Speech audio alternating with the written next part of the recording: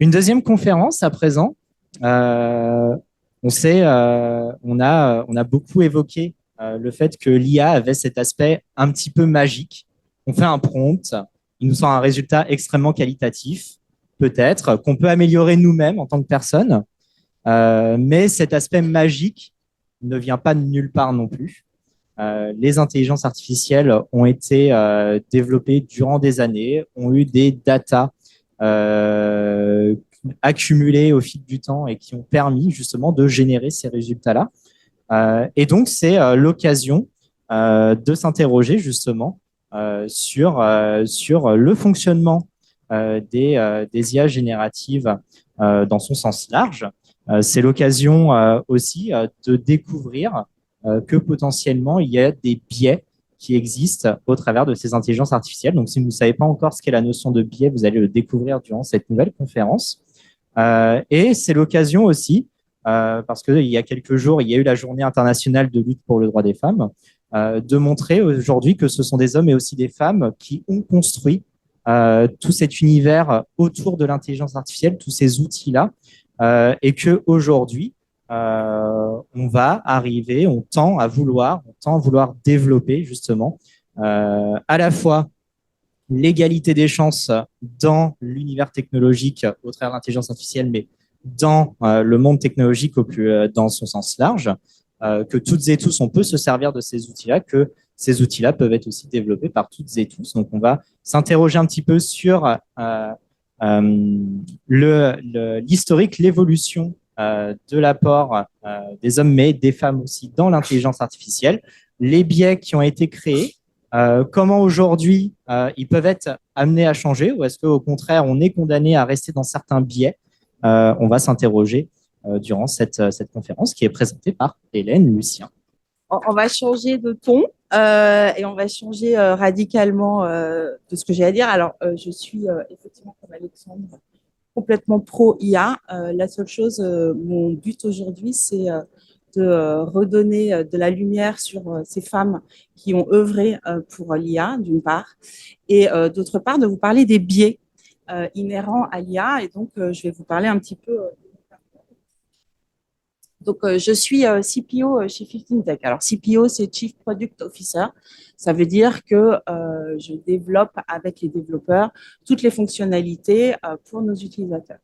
15 Tech, c'est une société qui aide les entreprises à être plus diverses, plus inclusives et plus égalitaires dans leur politique de recrutement et de rétention de leurs employés. Et parallèlement à ça, on aide également toutes les femmes qui cherchent du boulot dans la tech, donc qu'elles soient développeuses, qu'elles soient au produit ou qu'elles soient data scientists, à trouver des entreprises qui sont inclusives et surtout à les aider à dépasser ce qu'on appelle communément le syndrome de l'imposteur qui est assez courant chez les femmes. Précédemment, j'ai monté 2 startups dans NLP et machine learning, qu'on appelle aujourd'hui communément IA. À l'époque, on était plus modeste. Et donc, c'était du natural language processing avec du machine learning. Et au préalable, j'ai accompagné toutes les stratégies marketing digitales des grands acteurs de l'audiovisuel public européen. Voilà un peu pour vous donner mon parcours. Et j'ai un background de mathématicienne et de marketing. Alors, pour commencer, on va d'abord revoir un petit peu, juste rapidement, la définition d'IA, parce qu'on a beaucoup parlé de l'IA générative, mais moi, je voudrais juste revenir sur la première qu'on utilise extrêmement communément aujourd'hui, qui est l'IA réactive. Donc, vous l'utilisez tous. Je pense que vous avez une vingtaine d'années. A priori, vous l'utilisez tous depuis que vous êtes nés. C'est une intelligence qui est pas vraiment intelligente, hein, qui juste réagit à des données et à des instructions. Donc, un meilleur exemple, c'est quand vous faites une partie d'échecs. Typiquement, l'IA va calculer, selon la situation sur le plateau à l'instant T, quel est le meilleur coup à donner, sans pour autant se souvenir des coups précédents dans d'autres parties. Donc, c'est assez basique. Ensuite, il y a cette IA générative dont on parle tant depuis quelques années, donc qui va effectivement générer du texte, qui va générer des images, qui va générer de la musique, qui va générer aussi de la vidéo, et qui là n'a pas du tout conscience au préalable de ce qu'elle va raconter. Donc, typiquement, ChatGPT, quand il vous écrit un texte, il se dit, bon, je prédis que le mot pour commencer mon texte qui a le plus de pertinence, c'est celui-ci. Puis ensuite, il se déplace pour trouver le mot qui a le plus de probabilité pour être le suivant. Donc, c'est assez simple. C'est assez simple, pourquoi? Parce que on utilise une base de données finie, qui est un dictionnaire en français, un dictionnaire en anglais, et là-dessus, on va prédire le mot suivant. Et donc, au fur et à mesure, elle écrit comme ça. Mais pour autant, contrairement à nous, elle n'a pas du tout conscience de ce qu'elle va dire au préalable. Et ensuite, on a eu un petit débat juste avant, l'IA générale avec Alexandre, où là, c'est considéré actuellement comme le Saint Graal par beaucoup de chercheurs. Donc, beaucoup de chercheurs travaillent sur ce sujet-là. Selon moi, c'est encore un peu hypothétique par rapport à la date de sortie, puisque c'est une IA qui aurait une conscience et qui aurait des capacités cognitives semblables aux nôtres. Donc, semblable aux nôtres, un exemple, typiquement, à 17 ans, vous apprenez à conduire. En 20 heures de cours, vous savez conduire. Si on compare ça avec les voitures autonomes, encore aujourd'hui, elles ne sont pas capables de conduire toutes seules et elles sont beaucoup moins intelligentes et autonomes que vous. Voilà. Donc, juste pour un petit break, je voudrais juste tester un peu vos connaissances de l'IA. Je ne sais pas si ça va marcher, mais j'ai un petit test. Ah, c'est voilà, un petit bouclap que Bertrand m'a conseillé. Donc, il faut que je mette leur cul. OK.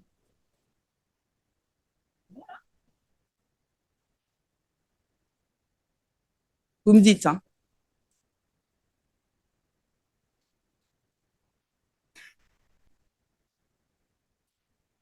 C'est OK, je peux passer à la question ou vous y allez? C'est une première pour moi, hein, donc,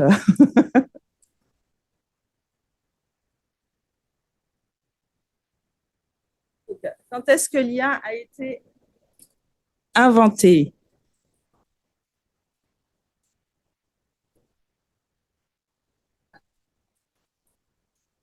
Donc, je lance que... Ça marche pas?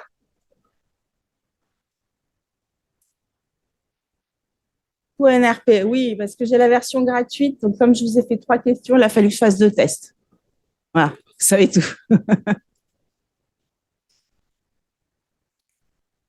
OK, 1940, 60, yeah, 70.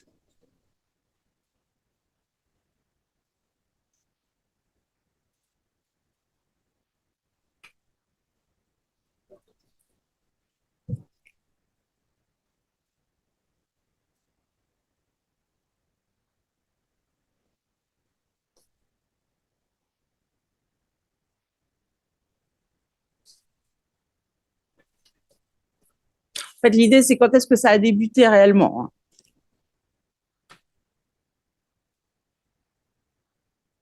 C'est bon, tout le monde a répondu à peu près? Donc, a priori, vous dites 1940. L'air de trop changer. Je vous donnerai la réponse tout à l'heure. J'ai une deuxième question. Qui a inventé le langage de programmation Flomatic, qui a eu un impact majeur en IA?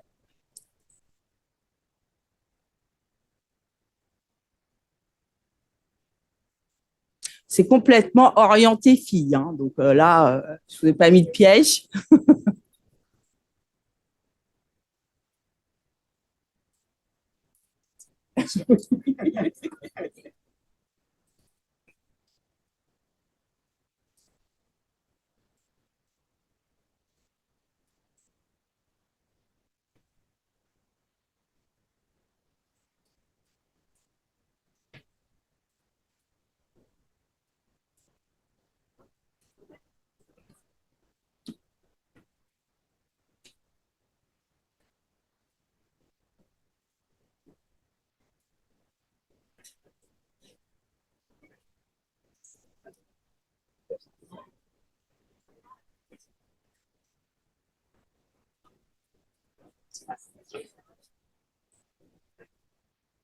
OK.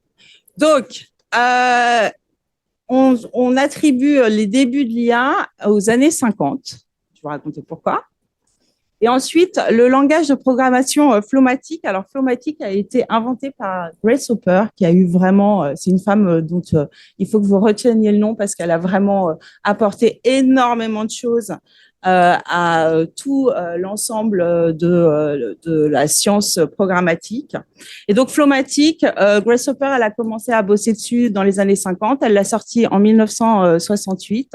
Et là, c'est une vraie révolution parce qu'auparavant, le langage de programmation, c'était des symboles et des chiffres. Et elle a introduit des mots en anglais, ce qui a permis à une large partie de personnes de pouvoir accéder à la programmation et surtout de programmer beaucoup plus vite et plus efficacement. Je vais vous raconter un petit peu l'évolution de l'IA en m'arrêtant surtout les femmes. Mais je vais commencer avec Ada Lovelace, qui ne fait pas partie de l'évolution de l'IA. Cependant, Ada Lovelace, c'est la fille cachée de Lord Byron, du poète. Et elle est née en 1815. Et à partir de 1833, c'est-à-dire à 17 ans, elle a été capable, dans ses notes et avec Charles Babbage, de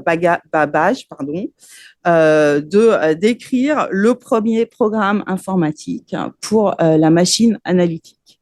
Donc, on lui doit beaucoup. Elle est très souvent saluée. Elle, on l'oublie pas trop. En revanche, elle a une vie assez romancée, qui est assez intéressante. Ensuite, on commence avec un mathématicien, un informaticien qui est donc Alan Turing, qui a fait beaucoup de choses, mais entre autres, qui a créé le test Turing, alors qui n'a plus lieu aujourd'hui, mais qui était révolutionnaire à l'époque, puisque l'idée était, on avait un humain qu'on appelait un interrogateur et qui allait poser une question à deux autres entités, un humain et une machine. Il ne voyait pas, évidemment, ces deux personnes, enfin, ces deux entités. Et il pouvait poser toutes les questions aussi libres qu'il souhaitait.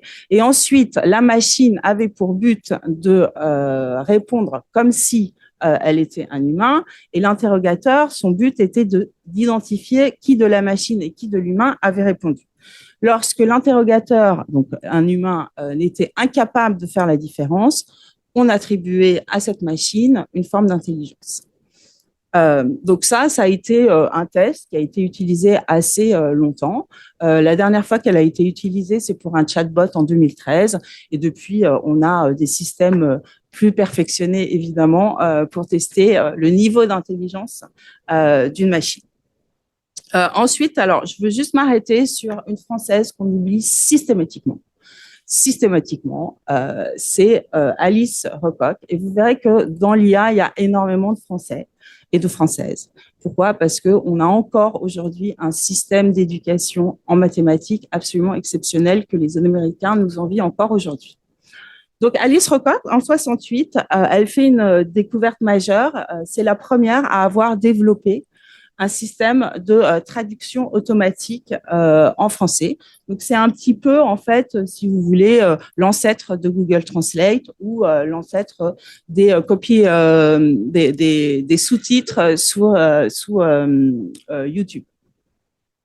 Je passe directement à Joëlle Charbonneau, pareil, qui, elle, était une roboticienne et qui a fait beaucoup sur l'interaction homme-machine, mais qui a, en 72, donc vous n'étiez vraiment pas né, qui a développé le premier système de traitement du langage naturel.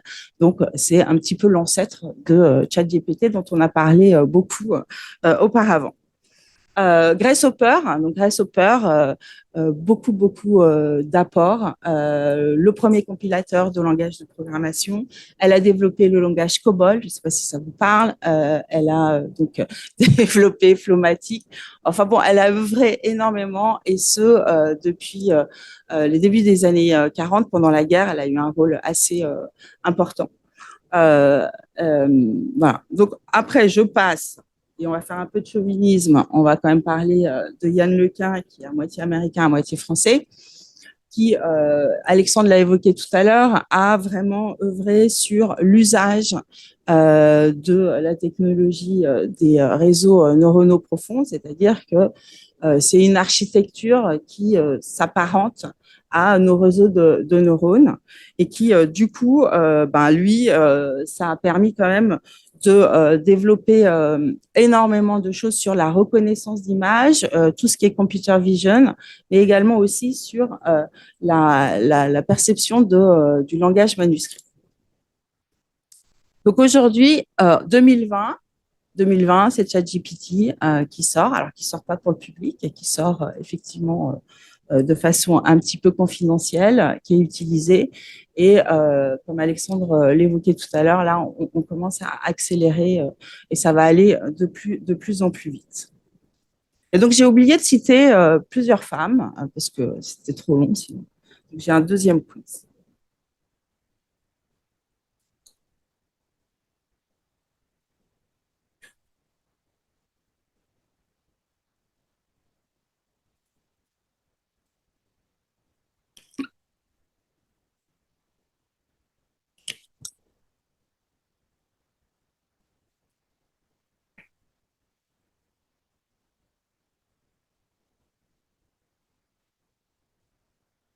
C'est bon, je peux passer la question?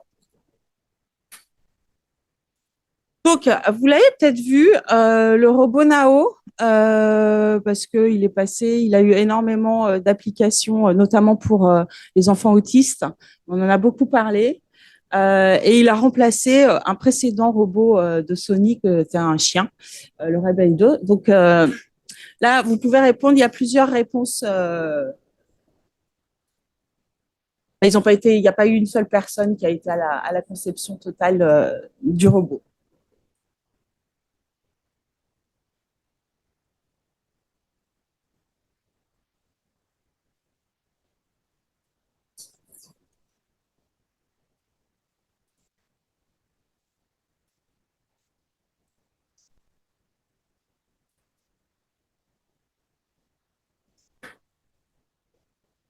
Il y a un piège, hein.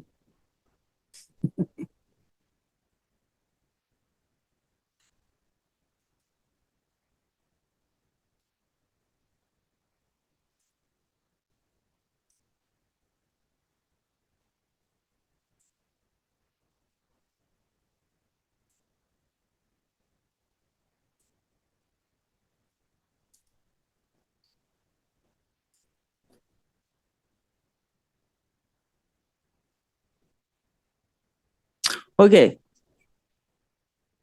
Donc, 16% se sont radicalement trompés. Elon Musk n'a rien à voir avec Nao. C'est En revanche, toutes les femmes ont participé à la conception de près ou de loin à ce robot. Et si vous posez la question sur Google, on va vous dire que Bruno Maisonnier est le concepteur, le génie qui a tout fait sur Nao. En fait, il a œuvré, effectivement, mais il a juste été le cofondateur de la boîte qui a permis de concevoir ce robot. Et il n'a absolument pas participé à la conception du robot. Donc, on a Aude Billard, qui est elle roboticienne française, qui a travaillé sur la locomotion et la manipulation de ce robot. On a Christine Azevedo, qui, elle, a contribué à tout le système d'exploitation de ce robot. Florence Pirard, qui, elle, a fait énormément d'applications éducatives et thérapeutiques, et on lui doit Robotisme, qui a été quand même fondamental pour accompagner les enfants autistes dans leur développement. Et Raja Chatila, c'est vraiment la mère de Nao, puisqu'elle a fait en sorte que tout ce soit, toutes les conditions puissent être mises en musique de manière à ce que cette initiative ait vu le jour. Donc, encore une fois, tout ça pour introduire les biais de genre. Encore une fois, on attribue régulièrement Nao à Bruno Maisonnier, qui a pris une part, mais pas complètement. Juste pour revenir sur ce que c'est qu'un biais. Un biais, il y en a trois différents, trois types de biais. Il peut être conscient, inconscient. C'est mieux s'il est conscient parce qu'au moins on peut essayer de se dire attention, là je suis peut-être biaisé dans ma façon d'interpréter le monde. Et donc, c'est une distorsion. Donc, on a les biais cognitifs, donc on a vu précédemment, hein, c'est les stéréotypes de genre notamment, les raccourcis, les biais sociaux qui sont le racisme, le sexisme, l'homophobie et tous les autres, et les biais d'information, et donc qui, eux, vont être une distorsion de la façon dont on perçoit l'information. C'est bien d'en avoir conscience, notamment avec ces phénomènes de fake news qui émergent de plus en plus. Donc, je voudrais juste, du coup, vous donner un exemple de biais qui est encore court. J'ai demandé à Google hier, ou avant-hier, de me traduire Surgeon is helped by a nurse. Et pareil, puisque je suis face à des futurs marketeurs digitaux, a developer is working with a digital marketer and data analyst. Et donc, sans surprise, le chirurgien est un homme et l'infirmière est une femme. Voilà. Moi, je connais beaucoup d'infirmiers personnellement et je connais plusieurs chirurgiens. J'ai fait exactement le même exercice avec ChatGPT et Gemini. Bon, Gemini, évidemment, c'est Google, donc pas de sujet. Et ChatGPT me fait exactement la même traduction. J'ai pu interagir avec ChatGPT pour savoir pourquoi il me faisait cette traduction-là, mais je vous en parlerai plus tard. Et donc, du coup, j'ai dit, je vais demander à DALL-E de me générer une image traduisant la phrase « A surgeon is assisted by a nurse ». Et donc là, qu'est-ce qu'on constate? Le chirurgien est un homme et l'infirmière, une femme, blanche de surcroît. Voilà. Donc, j'ai poussé encore le sujet. Je me suis dit, je lui ai demandé pourquoi tu me représentes un chirurgien mâle et une infirmière femme. Et donc, en gros, il s'explique en disant qu'effectivement, les datas sur lesquelles il a été entraîné sont à la base de pourquoi. C'est-à-dire que toutes les datas, les milliards et les milliards de datas sur lesquelles il s'est entraîné, eh ben, on a une distribution qui est en faveur des hommes pour les chirurgiens et en faveur des femmes pour les infirmières. Donc, j'ai refait le test avec notre développeur et notre marketing, notre digital marketer. Et donc là, alors là, on a fucking stéréotype, si je puis me permettre, puisque c'est deux jeunes hommes trentenaires ou vingtenaires barbus, t-shirt, jean, et les femmes sont derrière, probablement en train de faire le café. Donc, bon, je lui pose la question cette fois-ci, je reviens même pas sur le genre, je lui pose la question de pourquoi homme blanc de 30 ans? Et donc, voilà la réponse de DALL-E qui me dit quand même qu'il s'excuse, que ce n'est pas délibéré, mais encore une fois, la réflexion des datas sur lesquelles l'IA a été entraînée. Donc, ça vous fait comprendre quand même qu'on a des biais qui sont perpétués et qui sont liés effectivement à toutes ces datas qui n'ont pas été débiaisés. Voilà, donc je lui refais un dernier test en lui disant bon, alors j'ai fait une étude, je te sors une étude aux États-Unis. En fait, il y a quasiment 49% de femmes chirurgiennes et 51% d'hommes chirurgiens. Et donc là, on arrive à deux images qui sont représentatives de la réalité, à savoir bon, alors évidemment, l'infirmière est toujours une femme, mais on a une chirurgienne et une autre image avec un chirurgien.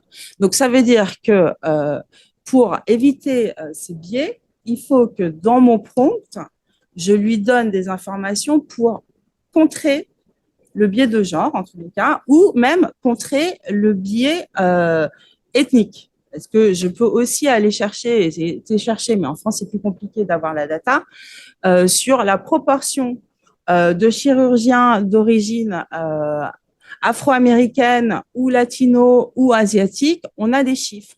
Et donc, Dali aurait dû me proposer une représentativité plus en phase avec la réalité, puisqu'il y a énormément d'Asiatiques et énormément de personnes d'origine afro-américaine qui sont à l'heure actuelle chirurgiens aux États-Unis.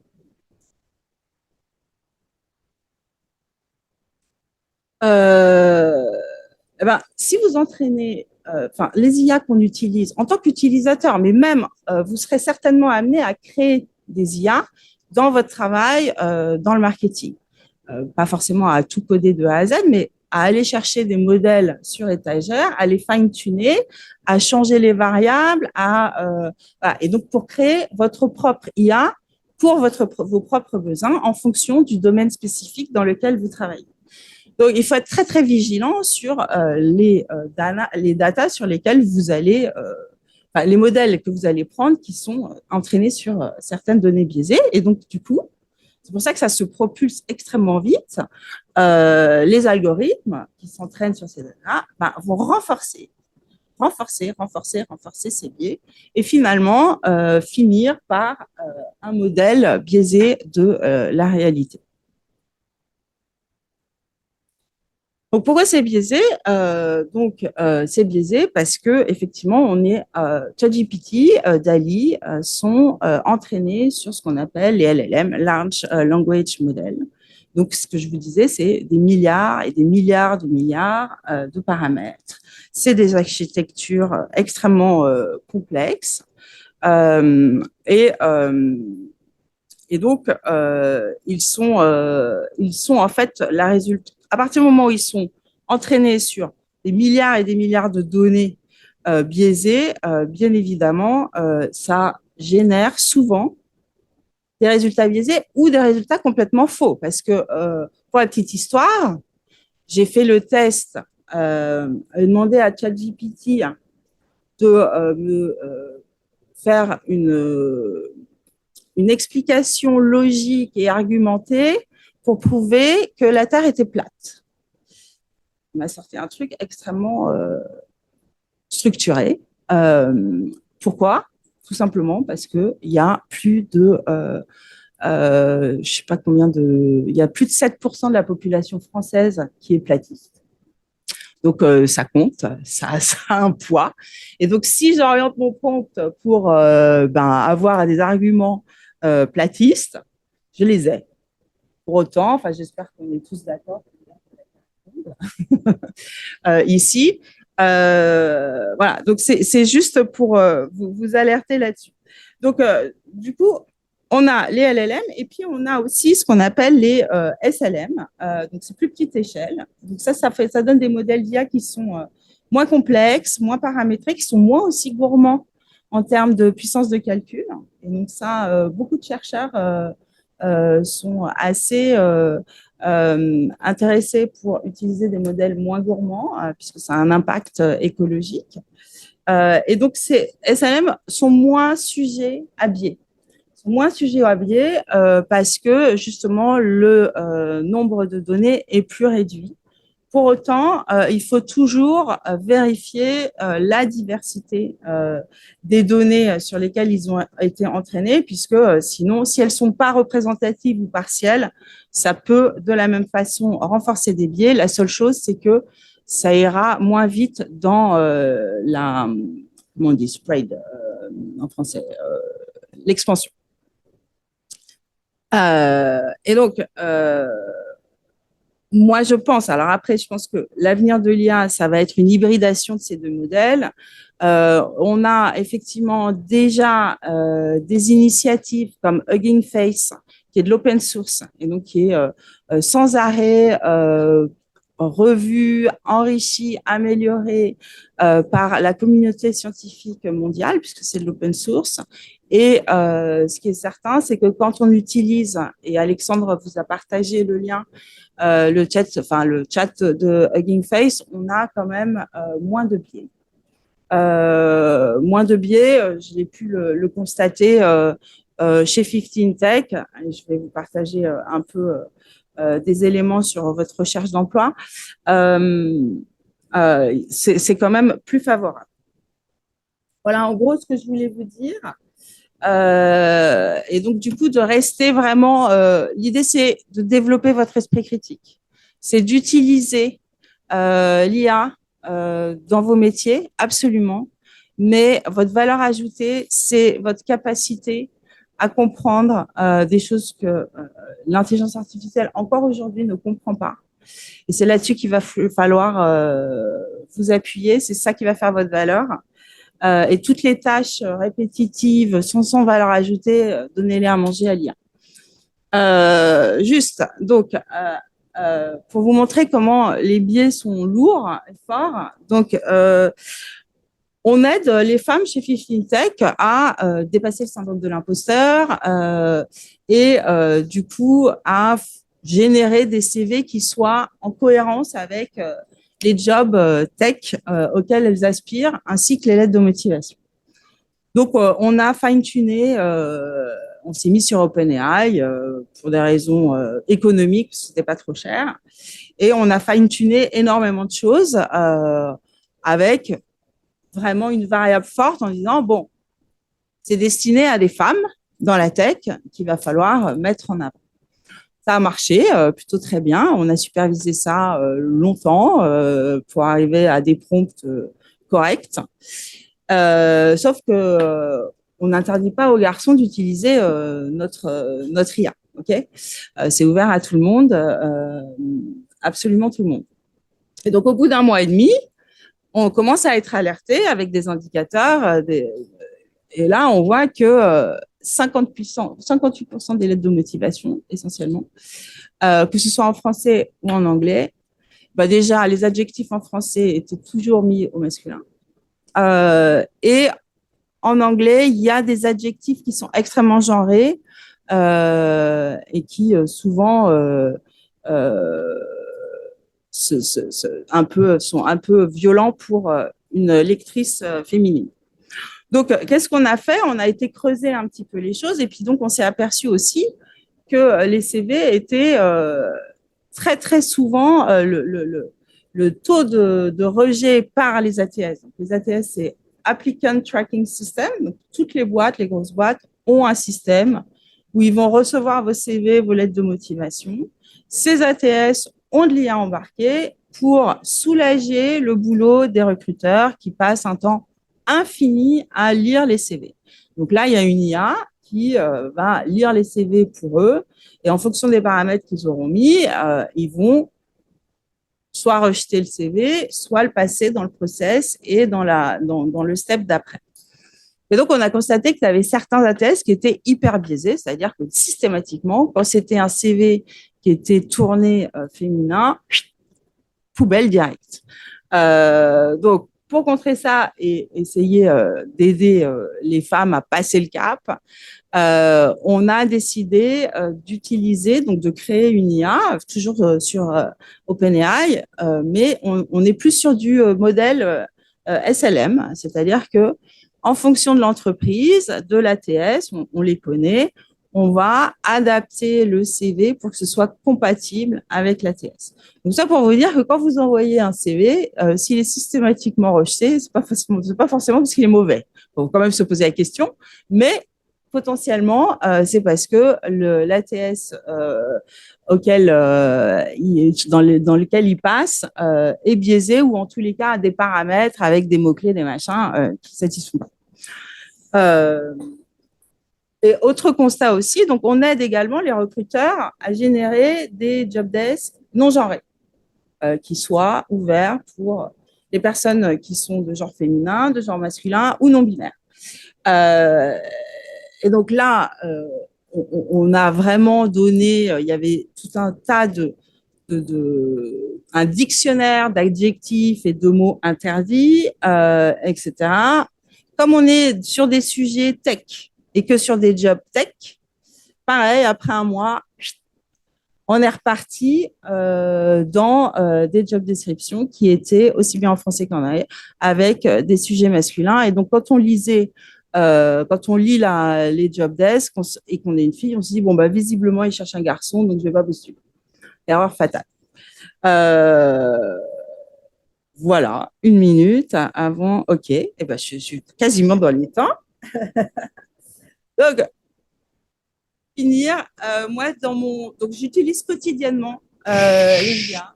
Je demande à toutes mes équipes de les utiliser pour tout ce qui est tâches répétitives, choses inintéressantes et pour aller chercher aussi des idées. La seule chose et la seule règle, c'est à chaque fois que j'ai une réponse, c'est un peu ce que j'ai fait avec Dali, c'est pourquoi tu me donnes cette réponse. Et je ne le fais pas qu'une seule fois. C'est que je le fais entre 3 et 4 fois minimum, ce qui me permet de comprendre la logique derrière, d'identifier s'il y a un biais, si j'ai mal fait mon prompt, etc. Et ensuite de pouvoir reprendre l'ensemble, essayer un nouveau prompt pour avoir une réponse plus pertinente par rapport au contexte et par rapport à une éthique. Je le vois hein, quand dans mon équipe, il y en a beaucoup qui disent bon, ça a marché une fois, 2 fois, du coup je fais un copier-coller et je l'envoie. Donc nous c'est un petit sujet parce qu'on l'envoie aux développeurs. C'est un système pour vérifier qu'il y a des acceptances, etc. Et ça n'a rien à voir avec le schmilblick parfois. Donc ça se voit, c'est gros comme une maison, ils n'ont pas pris le temps de relire. Donc là, ça se passe pas très bien.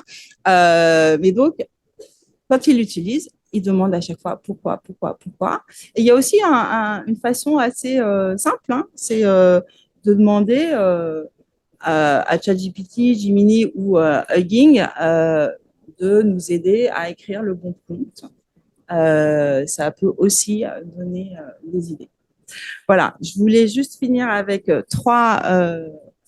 4 lectures. Je vous conseille de vous inscrire à la newsletter AI Secret, c'est en anglais, mais là, vous avez toutes les dernières innovations, les outils qui vont être utiles, qui sortent, qui sont utiles dans vos métiers de data analyst, qui sont utiles si vous devez faire des optimisations de campagne payantes, etc. Ça, vous avez absolument tout. Les flops et les non-flops dans l'IA, elle est hyper courte, elle est vraiment bien faite.